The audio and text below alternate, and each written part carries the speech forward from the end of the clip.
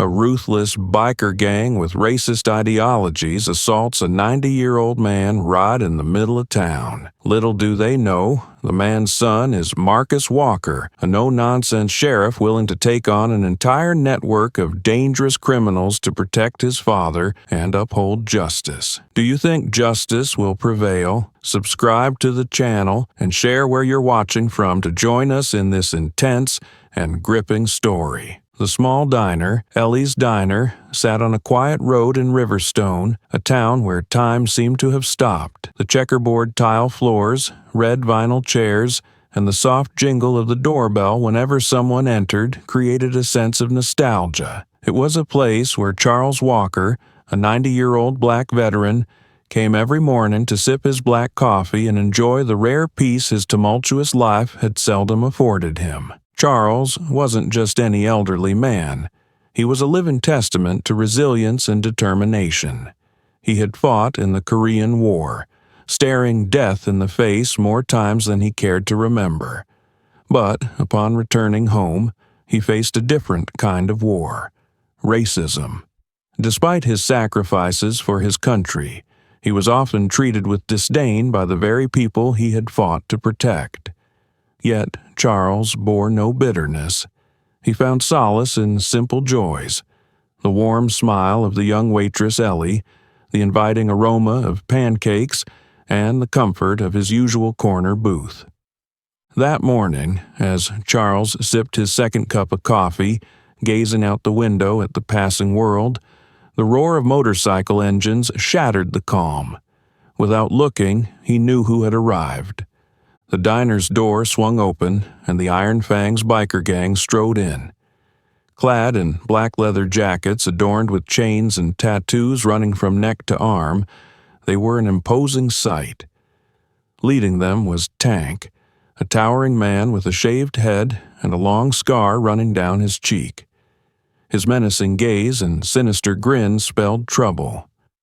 Ellie, the young waitress, greeted them nervously, taking a cautious step back. "Good morning," she said, her voice trembling as she tried to maintain composure. Tank ignored her greeting, walking straight to the counter and smirking at her.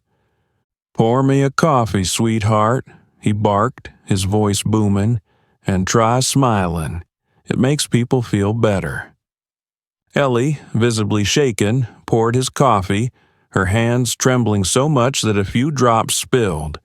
Tank laughed loudly, his tone mocking. "Careful there, girl, or are you scared of me?" Charles raised his gaze from his coffee, his eyes sharp and unyielding. He couldn't stand to see the young woman being treated this way. Clearing his throat, he cut through Tank's laughter like a blade. "Who do you think you are, acting like that?" Charles's voice was low and commanding. Tank turned, sizing Charles up from head to toe before letting out a derisive laugh, as if he'd just heard a joke. "Look at this. An old man trying to play hero. You don't know who you're messing with, do you?" Charles set his coffee cup down and stood, his frame frail but his posture straight and proud, reminiscent of his days as a young soldier. He wore an old hat adorned with a U.S. Army emblem, a sight that only made Tank sneer. "We fought so punks like you could have a chance at a better life," Charles said, his eyes locked on Tank's. "Don't make the world worse than it already is." Tank stepped closer, leaning into Charles's face. "You think that dusty old hat scares me?" he snarled. "Let me teach you a lesson." Without warning, Tank threw a punch, hitting Charles square in the face. The impact sent him stumbling backward into the table, spilling his coffee. Ellie screamed in terror while the other patrons froze, too frightened to intervene. But Charles didn't fall. Wiping the blood from his lip, he met Tank's gaze with a fiery determination. "That all you got?" he asked, his voice calm but laced with defiance. The tension in the room was palpable. Tank clenched his fists, ready to strike again, but Ellie stepped between them. tears streaming down her face. "Stop it," she cried, her voice breaking.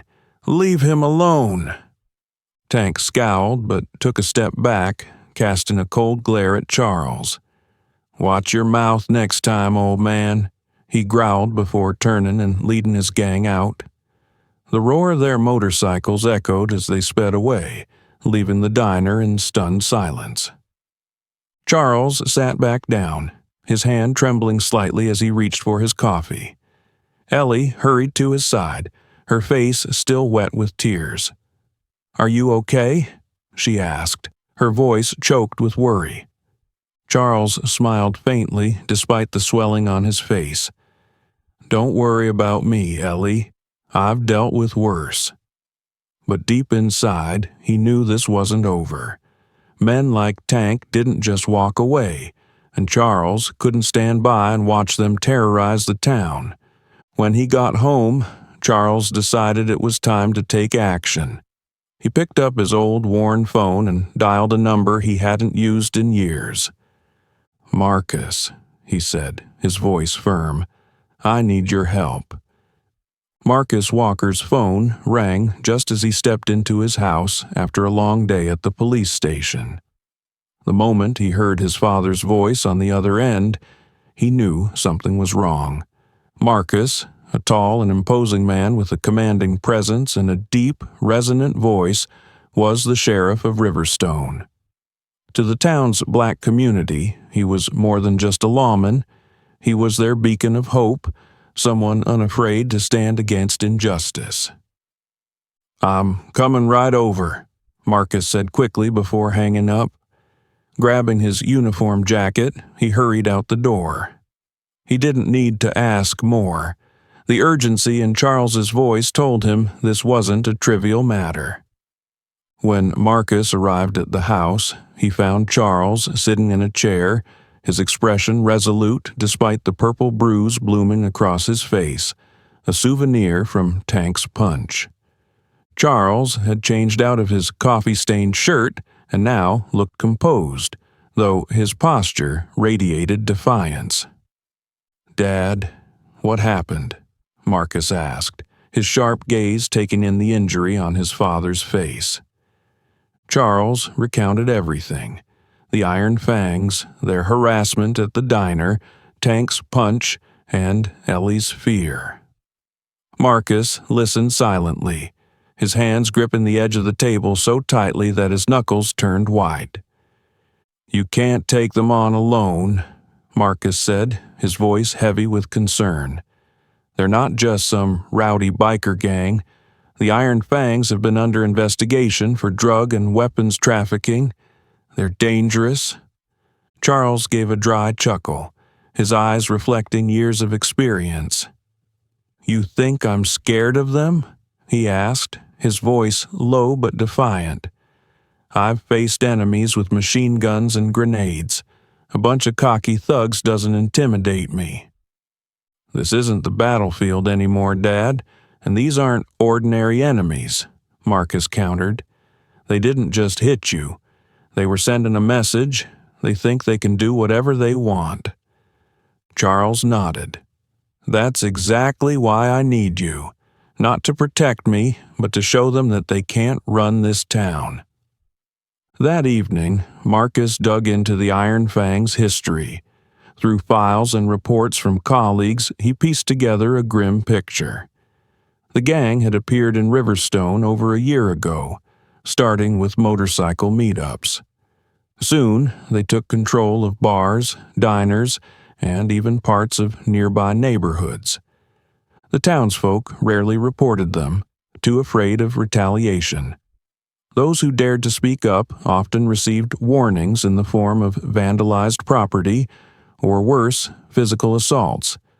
Tank, their leader, was notorious for his ruthlessness and penchant for violence. But the most alarming discovery was their rumored ties to a larger criminal network. The next morning, Marcus returned to Charles's house, files in hand and a somber expression on his face. Charles was outside repairing a fence with hands that were still strong despite his age. Marcus set the documents on the living room table, waiting for his father to sit down. "I've done some digging," Marcus began. "Tank and his crew aren't just troublemakers. They're involved in drug trafficking and might be linked to a cartel." Charles raised an eyebrow. "A cartel? You're saying these aren't just punks causing chaos?" "Exactly," Marcus said with a nod. "They're using this small town as a distribution hub. It's quiet, no one pays attention, and the locals are too scared to fight back." Charles stared out the window for a moment, his expression unreadable. "I used to think war was the worst thing humanity could create. But you know what? When I came back from Korea, I realized something else. War doesn't just happen on battlefields. It happens right here at home." Marcus remained silent, the weight of his father's words sinking in. He'd heard Charles's stories before, but they never failed to strike a chord.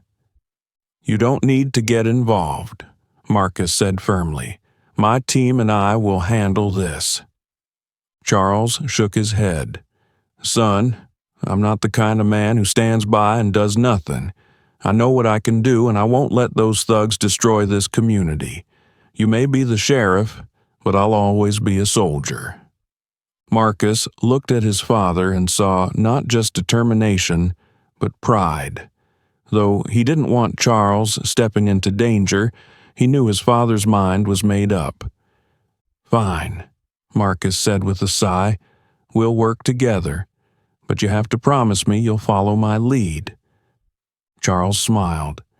"I've followed orders before, but only if they make sense." They both chuckled, but Marcus knew the battle ahead would be anything but easy. He wasn't just up against a dangerous gang, he was also fighting to protect his unyielding father from a new war, right in their own hometown. Marcus sat in his office at the police station, the desk lamp casting a harsh glow over the file on the Iron Fangs gang. After his conversation with Charles, he'd ordered his team to gather all possible information about the group. The deeper he dug, the more Marcus realized that this wasn't just an ordinary gang. The Iron Fangs were far more than simple troublemakers. Marcus uncovered a tightly organized structure within the gang. Tank, the leader, wasn't just a thug. He had a criminal record spanning multiple states involving drug trafficking, assault, and property destruction. Under Tank's command was Snake, a sly lieutenant with a snake tattoo coiled around his neck who managed the gang's illicit dealings. The Iron Fangs functioned as a subsidiary of a larger criminal entity, a drug cartel expanding its reach into small towns. Riverstone, with its small population and limited police force, had become an ideal distribution hub. Small trucks bearing the Iron Fangs motorcycle insignia had been spotted transporting goods across state lines. Bars and motorcycle garages in the town doubled as fronts for hiding weapons and laundering money. Marcus realized the gang wasn't just threatening the community, they were eroding the social fabric of the town from within. The next morning, as Marcus arrived at Charles's house to discuss their plans further, he immediately noticed something was wrong. The wooden fence in front of Charles's home, which he had spent the previous afternoon repairing, was now defaced with bright red spray paint. Scrawled across the white boards in mocking letters was the message, "Know your place, old man." Below it was a swastika, a chilling reminder of the racist hatred Charles had battled against in his past. Marcus clenched his fists, struggling to contain his anger. "They're targeting you," he said, his voice low. "This isn't just a warning. They want you scared." Charles stood before the defaced fence, hands on his hips, his face a mask of resolve rather than fear. "They think I'll be scared," he said, his voice steely. Cowards like them hide behind spray paint and threats because they're too afraid to face a man directly. Marcus looked at his father and felt the unyielding determination in his words. But you can't face them alone. This isn't just a few punks. It's a much bigger system. Charles turned, his gaze softening as he met his son's eyes. Marcus, I know exactly what I'm up against. I've faced far worse on the battlefield, and I won't let a group like this intimidate me. But I'll be ready. Charles wasn't just a veteran. He was a decorated soldier with a wealth of survival skills honed in combat. He began fortifying himself and his small home, not to provoke conflict but to ensure his safety. In the small room at the back of his house, Charles unlocked an old wooden chest he hadn't touched in years. Inside were mementos from his time in the military, a combat knife, several silver medals, and an old but functional handgun. He checked the weapon, loaded it, and placed it in an accessible location. Additionally, Charles reinforced his doors and windows. He installed extra locks and fashioned homemade security bars using his woodworking skills. In the yard, he repositioned large logs to block potential entry points. He didn't share the full extent of his preparations with Marcus, knowing his son would object, but he silently vowed, "No one will destroy this home without facing consequences." At the station, Marcus gathered his team to discuss the situation. "The Iron Fangs aren't just thugs," he said firmly. "They're tied to a cartel.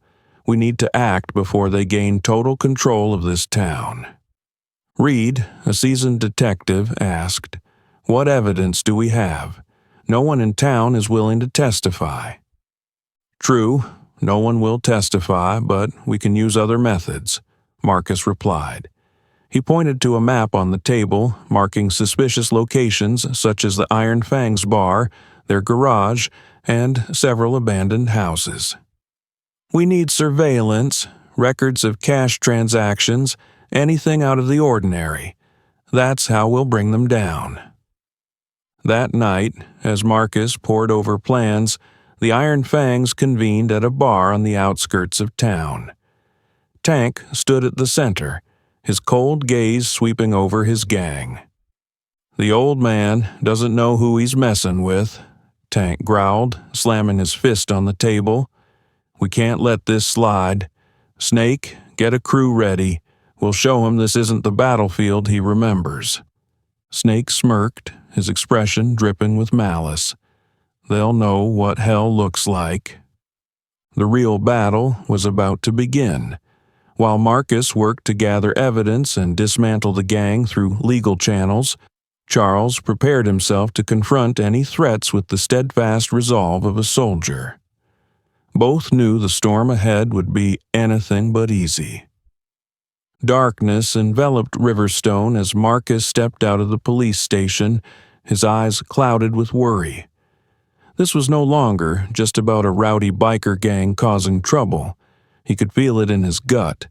This fight was far bigger than their small town.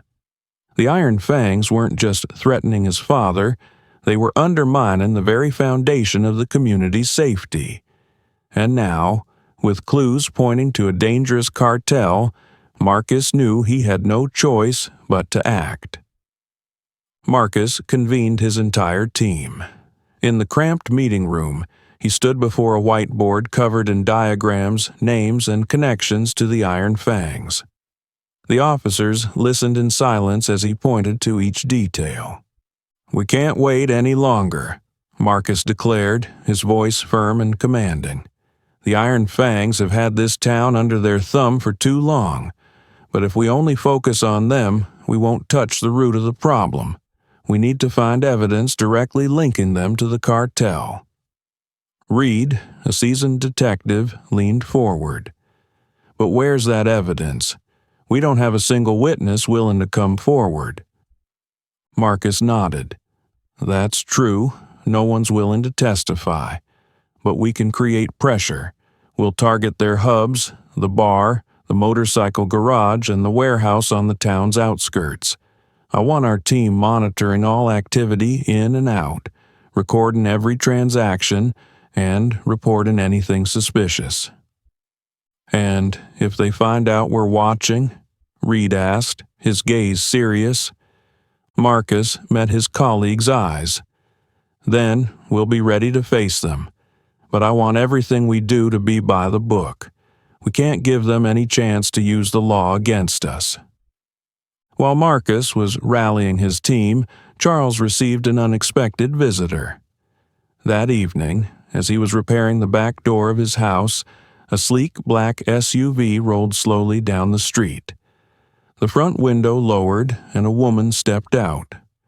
She was tall, her sleek black hair tied neatly back, wearing a polished black leather jacket. She walked with a confident air, each step exuding control. As the street lamp illuminated her face, Charles saw the cold sharpness in her eyes. "You must be Charles Walker," she said, her voice soft yet laced with menace. "Who are you?"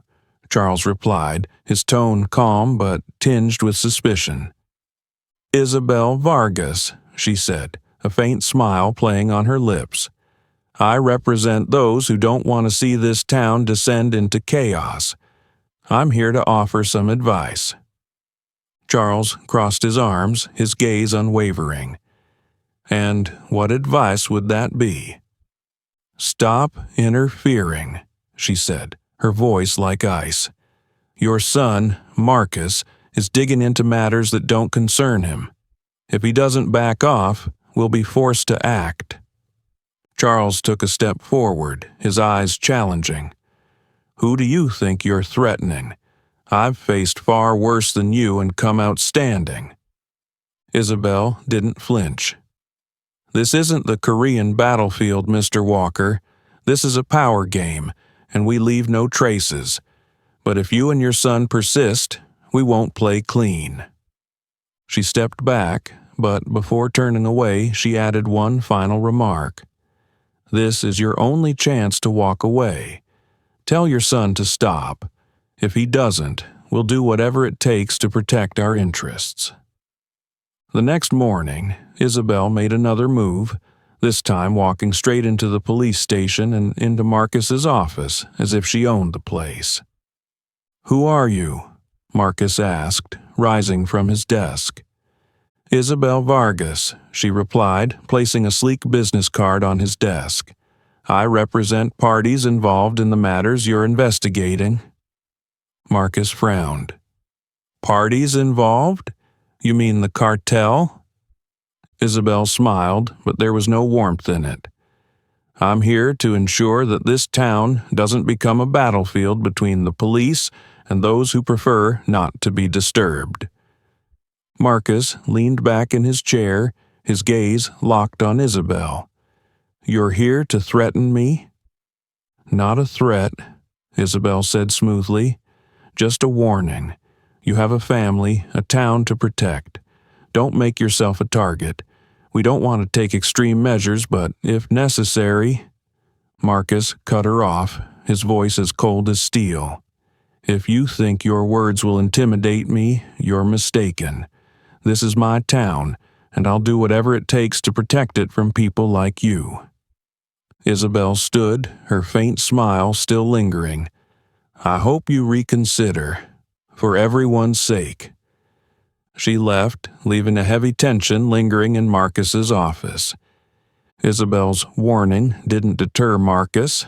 If anything, it fueled his resolve. He knew he wasn't just fighting a biker gang, but an entire criminal organization with financial power and a vast network. "We're not just protecting a town," Marcus told Reed after Isabel's visit. "We're fighting against an unjust system, and we won't back down." With determination and an unyielding sense of duty, Marcus pressed forward with his plan, bracing for the larger battle that lay ahead. Isabel Vargas had left Marcus's office less than 24 hours ago, but her warning hadn't deterred him. On the contrary, It only drove Marcus to accelerate his plans. Weeks of careful surveillance had uncovered a bustling area near the old rail yard on the outskirts of town.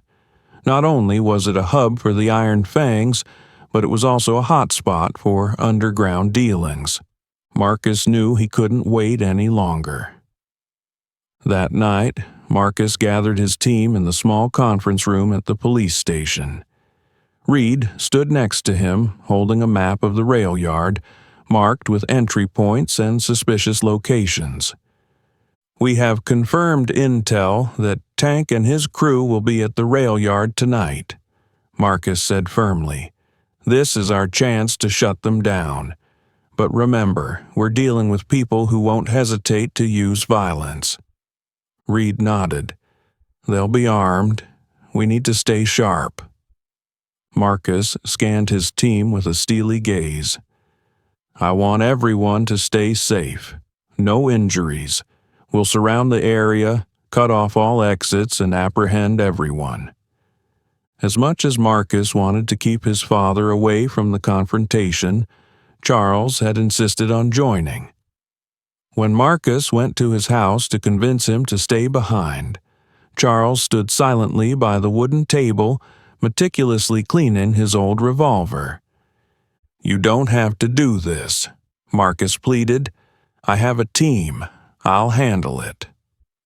Charles looked up, his eyes gleaming with resolve. "Marcus, I've been through things you can't even imagine. This isn't the first time I've stood up to protect what I care about, and it won't be the last." Marcus sighed, knowing he couldn't change his father's mind. "Fine," he relented, "but promise me you'll stick close to me." Charles nodded, a faint smile playing on his lips. "Son, I'm not here to play hero. I'm here to end this." Darkness cloaked the rail yard as Marcus's team moved into position. Old rail cars and rusted containers provided perfect cover. Marcus and Charles crouched behind a row of wooden crates, their eyes fixed on the trucks rolling into the yard. Tank stepped out of the first truck, his massive frame illuminated by the headlights. Snake, with his signature cold grin, stood beside him, holding an automatic rifle. The rest of the crew emerged one by one, each armed. Another group of men in black suits appeared, exchanging words with Snake. Cartel representatives, no doubt. Marcus gripped his gun tightly, signaling his team to get ready. "Wait for my signal," he said over the radio. Tank's laughter echoed in the quiet night. "Hurry it up, Snake. We don't have all night." Snake tossed a large bag onto the ground, and one of the strangers opened it. Inside were tightly wrapped packages of drugs. A deal was going down. "Now!" Marcus shouted into the radio. Police sirens blared, shattering the stillness. Officers surged in from all directions, spotlights flooding the area. "Drop your weapons," Marcus yelled, his gun trained on Tank. Instead of surrendering, Tank pulled his gun and fired at Marcus. Gunfire erupted, flashes lighting up the yard. Charles dove to shield his son, firing his revolver at Snake, forcing him to retreat. "Watch out!" Marcus shouted as one of the gang members charged from the right. Despite his age, Charles reacted swiftly. He fired a precise shot, taking the attacker down before he could fire. Tank bellowed orders to his crew. "Break the perimeter. Don't let them catch us." But Marcus's team had the yard surrounded. One man tried escaping through the north exit, only to be taken down by Reed's sharp shooting. Snake was captured after his ammo ran out, but Tank continued to fight relentlessly. Charles took cover behind an old rail car, spotting Tank as he reloaded his weapon. Stepping out, he aimed his revolver squarely at him. "Drop the gun, Tank," he shouted. Tank sneered. "Old man, you think you can take me?" Charles didn't flinch. "It's not about thinking. It's about knowing. As Tank raised his gun, Marcus tackled him from behind, knocking him out with a powerful blow to the head. The gun clattered to the ground. After the firefight, Marcus inspected the seized contraband and documents recovered at the scene. Meanwhile, Reed interrogated Snake, who smirked despite being handcuffed. "You think taking us down changes anything?" Snake sneered. "We're just foot soldiers. You have no idea who you're up against." Marcus frowned, unease creeping in. He opened a briefcase found in Tank's truck. Inside, alongside the drugs, was a detailed ledger listing transactions, names, and organizations linked to a vast network. "Cartel," Marcus murmured, glancing at his father with a heavy expression. "You were right. This isn't just a biker gang. We're up against something much bigger." Charles nodded, his gaze unwavering. "Son, this is just the beginning." Marcus left the shipyard in the early hours of the morning, his eyes glued to the list of transactions he had just gathered. The names on the list didn't just include Tank and Snake, but also implicated powerful individuals in Riverstone, even some high-ranking officials. The deeper he dug, the clearer it became. Arresting the Iron Fangs gang was merely the first step. Behind them loomed a ruthless cartel, and now they had their sights set on his family. 2 days after the shootout, a tense atmosphere hung over Riverstone. Marcus noticed unfamiliar faces in town, men driving sleek black SUVs that lingered in shadowy corners of the streets. That morning, as Charles opened the door to retrieve the newspaper, he found a letter placed neatly on the doorstep. Its content was brief but carried a sinister undertone. "We know where you live. Tell your son to back off before things get worse." Charles held the letter in his hand, his expression unwavering. He carefully tucked it into his pocket and continued his morning routine as if nothing had happened. When Marcus arrived, Charles handed him the letter and simply said, "You need to be ready." Marcus read the note, his hand tightening around it until the paper crumpled. "They're trying to scare us. But, Dad, we can't take this lightly. You need to leave town for a few days." Charles let out a faint, cold laugh, his gaze sharp. "Marcus, I've lived through wars where death was a constant shadow. These people don't scare me into running." "You don't understand, Dad. This isn't a battlefield. It's our family, our home," Marcus said, his voice edged with worry. Charles looked him straight in the eye. "Precisely because this is our home, I'm not going anywhere. If they want to fight, I'll be ready." Later that day, a fire broke out at Ellie's small shop, the same waitress from the diner. Though no one was hurt, the flames destroyed most of her property. On the wall of her shop, a swastika symbol and the words, "This is just the beginning," were spray-painted in red. When Marcus arrived at the scene, Ellie was sitting on the curb, her eyes red and swollen. "They know I saw everything that night at the diner," she said, her voice breaking. "This is their warning." Marcus clenched his fists, his eyes burning with anger. "They'll pay for this." Charles walked over to Ellie, placing a reassuring hand on her shoulder. "You're not alone," he said, his voice steady and resolute. "You stood up for the truth, and we'll stand with you." Charles meant every word. He began fortifying his house as if preparing for a siege. He added reinforcements to the fences, installed a simple but effective alarm system, and set up observation points around the yard. In his old study, Charles opened a trunk filled with keepsakes from his time in the Korean War. Inside were items he had preserved over the decades: a map, a compass, and notebooks filled with tactical notes.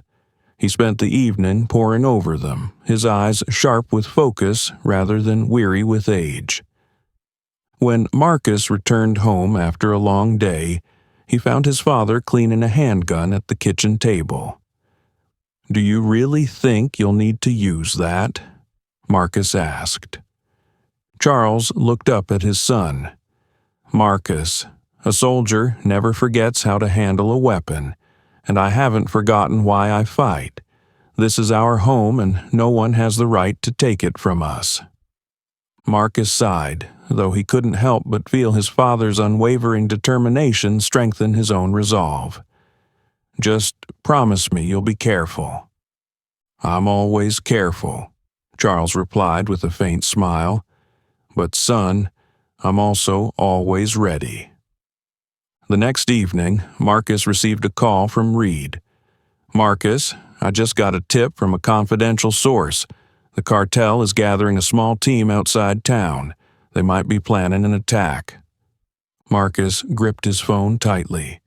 "Who are they targeting?" "I'm not sure, but if they've come this far, things are about to get much worse." Marcus immediately assembled his team and warned his father. "Dad, I don't want you staying here alone tonight. Either come to my place or let me station an officer with you." Charles shook his head.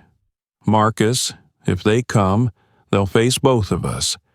I'm not leaving, and neither should you." As Marcus prepared to leave and coordinate with his team, Charles called out to him.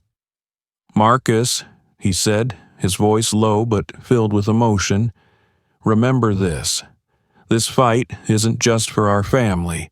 It's for the people who can't defend themselves. Men like them think they're above the law, but we're going to show them how wrong they are." Marcus nodded, his eyes burning with resolve. "I promise, Dad. We'll end this once and for all." Charles smiled faintly, though his eyes carried the weight of the moment. "Then, let's get ready. I'm prepared." This wasn't just a personal battle anymore. It had become a fight for the entire town, and Charles knew he would do whatever it took to protect what he loved, at any cost. Marcus left the shipyard in the early hours of the morning, his eyes glued to the list of transactions he had just gathered. The names on the list didn't just include Tank and Snake, but also implicated powerful individuals in Riverstone, even some high-ranking officials. The deeper he dug, the clearer it became. Arresting the Iron Fangs gang was merely the first step. Behind them loomed a ruthless cartel, and now they had their sights set on his family. 2 days after the shootout, a tense atmosphere hung over Riverstone.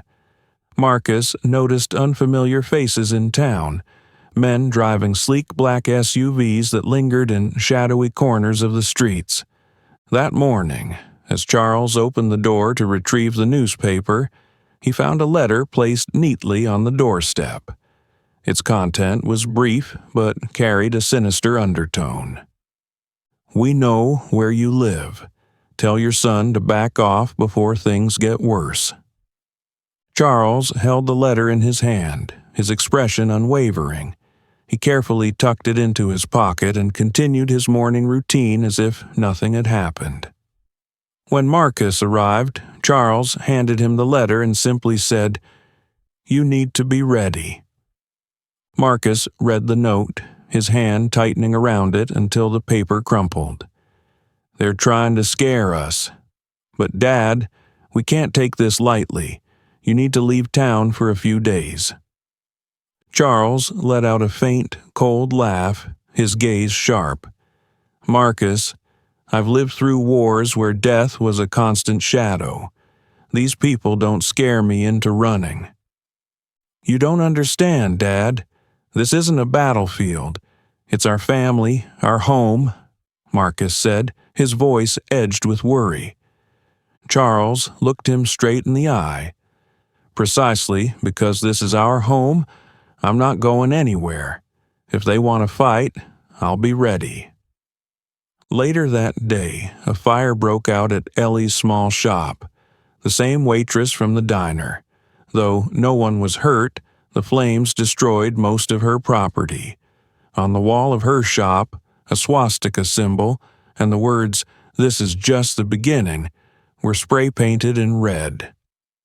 When Marcus arrived at the scene, Ellie was sitting on the curb, her eyes red and swollen. "They know I saw everything that night at the diner," she said, her voice breaking. "This is their warning." Marcus clenched his fists, his eyes burning with anger. "They'll pay for this." Charles walked over to Ellie, placing a reassuring hand on her shoulder. "You're not alone," he said, his voice steady and resolute. "You stood up for the truth, and we'll stand with you." Charles meant every word. He began fortifying his house as if preparing for a siege. He added reinforcements to the fences, installed a simple but effective alarm system, and set up observation points around the yard. In his old study, Charles opened a trunk filled with keepsakes from his time in the Korean War. Inside were items he had preserved over the decades: a map, a compass, and notebooks filled with tactical notes. He spent the evening poring over them, his eyes sharp with focus rather than weary with age. When Marcus returned home after a long day, he found his father cleaning a handgun at the kitchen table. "Do you really think you'll need to use that?" Marcus asked. Charles looked up at his son. "Marcus, a soldier never forgets how to handle a weapon, and I haven't forgotten why I fight. This is our home, and no one has the right to take it from us." Marcus sighed, though he couldn't help but feel his father's unwavering determination strengthen his own resolve. "Just promise me you'll be careful." "I'm always careful," Charles replied with a faint smile. "But son, I'm also always ready." The next evening, Marcus received a call from Reed. "Marcus, I just got a tip from a confidential source. The cartel is gathering a small team outside town. They might be planning an attack." Marcus gripped his phone tightly. "Who are they targeting?" "I'm not sure, but if they've come this far, things are about to get much worse." Marcus immediately assembled his team and warned his father. "Dad, I don't want you staying here alone tonight. Either come to my place or let me station an officer with you." Charles shook his head. "Marcus, if they come, they'll face both of us. I'm not leaving, and neither should you." As Marcus prepared to leave and coordinate with his team, Charles called out to him. "Marcus," he said, his voice low but filled with emotion, "remember this. This fight isn't just for our family. It's for the people who can't defend themselves. Men like them think they're above the law, but we're going to show them how wrong they are." Marcus nodded, his eyes burning with resolve. "I promise, Dad, we'll end this once and for all." Charles smiled faintly, though his eyes carried the weight of the moment. "Then, let's get ready. I'm prepared." This wasn't just a personal battle anymore. It had become a fight for the entire town, and Charles knew he would do whatever it took to protect what he loved, at any cost. The dim sky above the abandoned factory remained heavy with gray clouds, casting a somber and oppressive atmosphere. Marcus's police unit continued to comb the area after the ambush concluded. The cartel's henchmen lay scattered on the ground in handcuffs, illuminated by the faint glow of floodlights. Isabel Vargas, the cartel's dangerous operative, was escorted into a police vehicle, yet there was no sign of defeat in her demeanor. On the contrary, her cold, defiant gaze suggested she was already calculating her next move. The battle at the factory began when Isabel and her crew entered the premises. Lured by false intel about critical evidence, hidden in the location, they brought their entire team to handle the matter. What Isabel hadn't anticipated was that the entire area had been tightly surrounded by Marcus and his police team. As Isabel commanded her men to open the fake safe, Marcus gave the signal immediately. "Go," he ordered through his radio. The blaring sirens shattered the night stillness as the police force emerged from their ambush points, floodlights bathing the factory in stark brilliance. "Drop your weapons now," Marcus shouted, his voice echoing across the empty space. But Isabel wasn't one to surrender easily. "Fire!" she commanded, and a hail of bullets erupted in response. The confrontation escalated instantly into a ferocious firefight, the sound of gunfire reverberating throughout the area. Charles, crouched behind a rusted container, surveyed the battlefield. Despite his age, he moved with the agility and experience of a seasoned veteran. When a cartel member, hidden behind a truck, tried to approach Marcus's position, Charles spotted the danger immediately. He moved cautiously, inching closer to the target. With his sturdy handgun in hand, Charles fired a precise shot, forcing the man to drop his weapon and retreat. The cartel member turned, smirking when he realized his opponent was an elderly man. "You think you can take me, old man?" he sneered. Charles remained unfazed. "I've faced men far more dangerous than you," he replied coldly, "and they all lost." The cartel member lunged, but Charles was ready. Grabbing a nearby metal rod, he deflected the attack and brought the man to the ground. Before his opponent could react, Charles had his gun trained on him. "Don't push your luck," he warned, his voice steely. Meanwhile, Marcus was focused on confronting Isabel, who was attempting to escape the encirclement. She darted behind a large crate, firing her weapon with unyielding determination. "Isabel Vargas!" Marcus shouted, his voice carrying across the expanse. "You have no way out. Drop your weapon now." Isabel responded with another burst of gunfire, but the precision of the police force kept her pinned down. As she tried to retreat in search of an escape route, Marcus appeared suddenly from behind, his gun aimed directly at her. "Don't try it," he said, his voice low and commanding. "This fight is over." Isabel met Marcus's gaze, her sharp eyes piercing through him. "You think you've won, Marcus Walker?" she said, her tone soft yet dripping with menace. "The cartel won't stop just because you've captured me."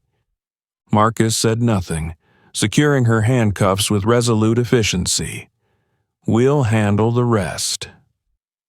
As the battle wound down, Marcus went to check on his father. He found Charles sitting beside a cuffed cartel member, his handgun still in hand. Charles looked up at Marcus and offered a tired but proud smile. "You okay, Dad?" Marcus asked, approaching quickly. Charles nodded, wiping a small cut on his forehead. "I've been through worse battles than this, but I'll admit, these guys aren't easy to deal with." Marcus chuckled lightly, his eyes full of admiration. "I never doubted you for a second." By dawn, the entire abandoned factory had been secured. Isabel Vargas and the surviving cartel members were transported to the police station. Among the seized documents and equipment, the team discovered a hard drive containing records of transactions and connections to other criminal organizations. Sitting in his office, Marcus reviewed the files with a furrowed brow. He realized this fight was far from over. Isabel was just one piece of a much larger, more intricate network. "We've touched a nerve in a much bigger system," Marcus said to Reed, who stood beside him. "And they won't sit idle after losing such a key player." Reed nodded. "But at least tonight, we sent a clear message. Riverstone isn't an easy target. Back home, Marcus found Charles sitting on the porch with a cup of coffee in hand. The older man stared out at the distant hills, his gaze calm and contemplative, reflecting the peace of someone who had fought with everything he had. "You did well, Marcus," Charles said as his son sat down beside him. "But remember, victories like this are temporary. People like them always find a way back." Marcus nodded, his eyes filled with determination. "I know, and I'll be ready, just like you taught me." The father and son sat there, sharing a rare moment of tranquility amid the battles yet to come, knowing they would always stand together to protect what they held most dear.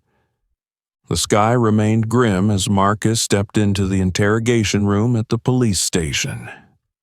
Isabel Vargas sat there, handcuffed to the metal table. Despite the scratches on her face from the ambush, her gaze remained icy and fearless. Marcus exhaled quietly, knowing this mental battle would be far from simple. Isabel wasn't just a cog in the cartel's machinery. She was one of the smartest adversaries he had ever faced. But Marcus also understood he had no choice. He needed information, and he needed it now. Marcus sat across from Isabel, placing a thick folder on the table. He flipped it open, revealing photographs from the ambush, captured gunmen, seized drugs, and the financial transaction records his team had uncovered. "Isabel," Marcus began, his voice calm yet commanding, "you've lost. We have everything, evidence, names, and now we need you to tell us who's pulling the strings above you, who's in charge." Isabel smirked, her eyes gleaming with defiance. "Do you really think I'll talk? Marcus Walker, you're quite the optimist." Leaning forward, Marcus's gaze sharpened. "You know the rules, Isabel. You can stay silent, but once the cartel learns you've been captured, they'll clean up loose ends, including you. Or you can cooperate, and we'll ensure your safety." Isabel remained silent for a moment, her eyes flickering briefly, but instead of fear, a cold smile spread across her lips. "Don't you get it, Marcus? Even if you catch me or take down a few of our guys, the cartel keeps moving. We're not like Tank's gang. We're a system." "Exactly, and I intend to dismantle that system," Marcus replied firmly. "But I'll start by taking down the one helping you in Riverstone. Give me a name, Isabel. Who's protecting you here?" A flicker of anger crossed Isabel's face, and she clenched her jaw, bitterness flashing in her eyes. "You think I'd give them up? Doing that would be signing my death warrant." Marcus smirked. "Do you really think silence will save you? If I find out who's behind this, and I will, I'll make sure you face the harshest sentence possible. The choice is yours, Isabel." She leaned back in her chair, silent for a long moment. Finally, she sighed, as though tired of the game. "Jeffrey Crane," she said coldly. "He doesn't just help us cover up operations, he gets paid to look the other way. That's why everything in this town has been so easy." Marcus's fist tightened as the name sank in. Jeffrey Crane, a highly respected figure in Riverstone, once seen as a symbol of integrity and commitment to the community. But now, Marcus knew it was all a facade. He left the interrogation room, leaving Isabel under the watchful eye of the task force. Reed waited for him outside, his face tense with concern. "Did she say anything?" Reed asked. "Crane," Marcus replied curtly, his eyes darkening. "Councilman Jeffrey Crane is the one shielding the cartel." Reed exhaled, his grip tightening on the folder in his hands. "So, what do we do? Call the feds?" Marcus shook his head. "No, we don't have time. If Crane finds out we're onto him, he'll run or destroy the evidence before the feds arrive. We have to act now." That night, Marcus assembled his team, outlining a plan to apprehend Jeffrey Crane. "I know this is a high-risk decision," he said sternly, "but we can't let him continue corrupting this town. This is our only chance to bring him to justice." Reed nodded, though worry lingered in his expression. "Marcus, if we fail—" "We won't fail," Marcus interrupted. "We have Isabel's testimony and the transaction records. It's time to act." From the back of the room, Charles, Marcus's father, spoke up.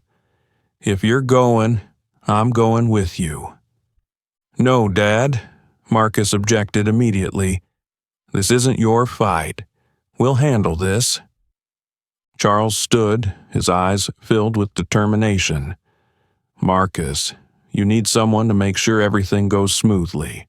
I've been here from the start, and I'm not leaving now."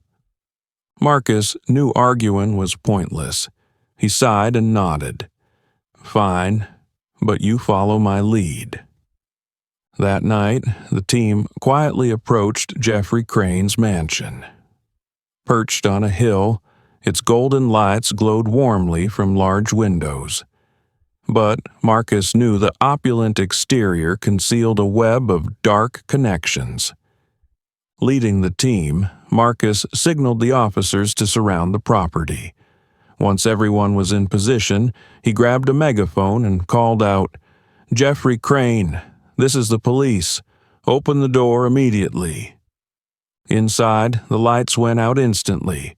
Moments later, a group of cartel gunmen emerged, ready to defend Crane at all costs. A tense shootout erupted, the air thick with adrenaline.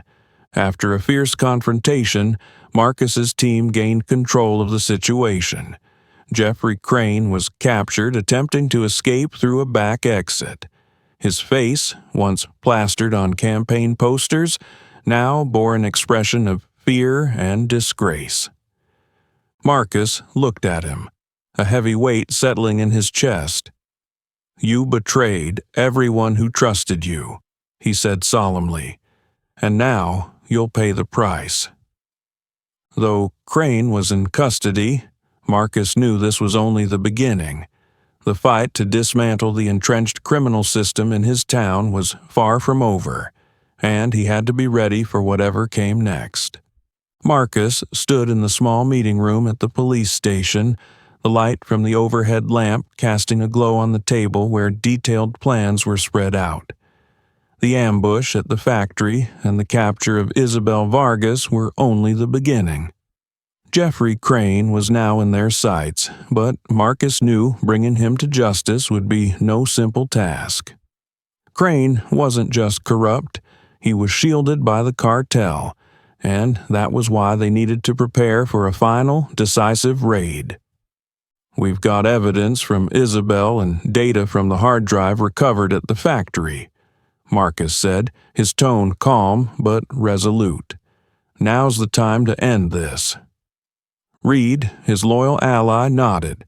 "But Marcus, Crane doesn't just have a few guards at his mansion. The cartel has deployed an entire squad to protect him. If we go in, we have to be ready for a real fight." Marcus scanned the room, his gaze meeting each team member. "We'll move as a united front. Charles and I will approach from the front to create a diversion, while Reed leads a team around the back to cut off any escape routes. No one gets away." Charles, sitting quietly in the corner, raised an eyebrow. "Marcus, are you sure you want your old man on the front line? I'm not objecting, but you should know this won't be easy." Marcus smirked faintly. "Dad, I don't think you need my permission to do this." Charles nodded, his eyes steady with determination. "You're right. But remember, we're not just fighting for this town. We're sending a message that people like Crane and the cartel can't win." As night fell, Marcus's team surrounded Jeffrey Crane's mansion. Perched on a hilltop, The mansion was fortified with high walls and a sophisticated security system. From a distance, light spilled out of the mansion's large windows, illuminating the grounds, but the air was heavy, foreboding a storm. Marcus and Charles approached from the front, while Reed led the team around the back. Every step was deliberate, careful to avoid detection. Near the main gate, Marcus motioned for Charles to stop. "This is our last chance to turn back," Marcus said, his gaze fixed on his father. Charles chuckled dryly. "Marcus, I've walked through doors far more dangerous than this. Turning back isn't an option." As they prepared to breach the gate, a cartel guard appeared, but Charles swiftly neutralized him with a precise strike. They pressed forward, knowing time was of the essence. Inside the mansion, Crane was frantically burning critical documents as alarms blared. Isabel had warned him, but he still clung to the hope that the cartel would protect him. Chaos erupted when Marcus and his team stormed in. Gunfire echoed throughout the mansion as cartel operatives unleashed a barrage at Marcus's team. Despite his age, Charles stood firm, his aim steady and true. When Marcus nearly fell victim to a sniper on the balcony, Charles reacted faster, taking out the shooter with pinpoint accuracy. "Marcus!" Charles shouted, pulling his son down behind a large table for cover. "You need to stay sharp. This won't be the last time we're in danger." Marcus nodded, his breath heavy. "Thanks, Dad, but we have to keep moving." As they pushed deeper into the mansion, room after room revealed signs of haste. Half-burned documents, smashed computers. But Marcus knew Crane couldn't have gone far. He led the team to the second floor, where a large office with glass doors opened onto a balcony. Bursting through the door, Marcus found Jeffrey Crane standing there, clutching a handgun. "Stay back!" Crane shouted, his voice trembling. Marcus stepped forward, his gun trained on him. "Drop the weapon, Crane. The game's over." Crane backed away, his eyes wild with fear. "Don't you understand? If you take me, the cartel won't stop. They'll come for all of you, and you'll all die." "Maybe," Marcus replied coldly, "but at least we'll bring you into the light." Crane attempted to fire, but Marcus was faster. A single shot disarmed Crane, sending his gun clattering to the floor. Charles stepped forward, his weapon leveled at Crane. "You're lucky we follow the law." Crane was handcuffed and led out of the mansion in disgrace. As he stepped into the floodlights, his face was a mask of panic and humiliation. Townsfolk watched from a distance, their faces a mix of anger and contempt. With Crane's testimony, Marcus finally had enough evidence to collaborate with federal authorities to dismantle the cartel. High-ranking members were added to the most wanted list, and numerous operations crippled their infrastructure. Back home, Charles kept tabs on the ongoing developments. He knew this victory wasn't just for their family, but for the entire town of Riverstone. When the dust settled, Marcus and Charles sat on the front steps of their house. "We did it, but this isn't the end," Marcus said, his voice thoughtful. Charles nodded, his gaze distant. "That's true. But at least today, we sent a message. No one has the right to destroy this place." Though they knew more challenges lay ahead, they both felt a sense of resolve, ready to face whatever came next. The early morning sunlight cast its golden rays over Riverstone, carrying with it a rare sense of tranquility. The small town, once gripped by fear and under the control of crime, was now slowly healing. Shops along Main Street reopened their doors, children laughed and played in the streets, and smiles began to grace the faces of its residents. But no one could forget what had happened. Riverstone had endured not only material losses, but also witnessed the strength and courage of individuals like Marcus and Charles Walker. The father and son duo had not only protected the town, but had become symbols of justice and resilience. At Ellie's diner, Charles sat at his usual corner table, savoring a cup of hot black coffee.